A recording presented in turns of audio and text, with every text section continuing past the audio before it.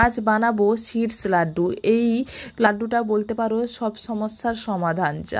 যাদের পিসিওডির প্রবলেম বা PCOS, thyroid বা স্কিন গ্লো করছে না, হেয়ার ফল হচ্ছে প্রচুর পরিমাণে, তারা এই লাড্ডুটা বানিয়ে রেখে প্রত্যেক দিন একটা করে লাড্ডু খেতে পারো, তাহলে সব সমস্যার সমাধান হয়ে যাবে।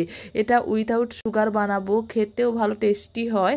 আর এই লাড্ডুটা খুবই উপকারী একটা লাড্ডু। তার জন্য এখানটা নিয়েছি pumpkin seed, watermelon seed, sunflower seed আর সেসমি সিড, চিয়া সিড, আর নিয়েছি এখানে ফ্ল্যাক্স সিড।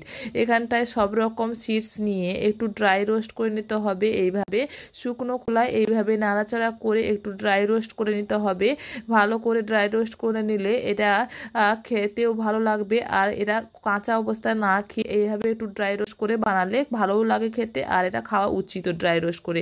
এরপর সেটাকে ড্রাই রোস্ট করে নিয়ে ঠান্ডা করে নিব একটু। এরপর মিক্সিতে এটাকে গুঁড়ো করে নেব। আর এখানটায় নিয়েছি খেজুর দিয়ে এই লাড্ডুটা বানাবো। খেজুরটাকে ভালো করে বীজটা বের করে নিয়ে পেস্ট করে নিয়েছি। এরপর কড়াইয়ে ঘি দিয়ে পেস্টটাকে দিয়ে কিছুক্ষণ নাড়াচাড়া করে নেব। এই খেজুরটাকে একটু ঘির সঙ্গে নাড়াচাড়া করে একটু ফ্রাই করে নিয়ে খেজুরটা যখন হালকা এইভাবে ঘন হয়ে আসবে খেজুরটা, তখনই আমি এই যে সিডসের যে গুঁড়োগুলো রেখেছিলাম সেটাতে দিয়ে ভালো করে হাতের সাহায্যে দোলে দোলে মাখিয়ে নিব। এই সিডস লাড্ডুটা খুবই সহজে বানানো যায়, কিন্তু এটা খুবই উপকারী একটা লাড্ডু। প্রত্যেকদিন যদি কেউ একটা করে এই লাড্ডু খেতে পারে তাহলে সব সমস্যার সমাধান হয়ে যাবে।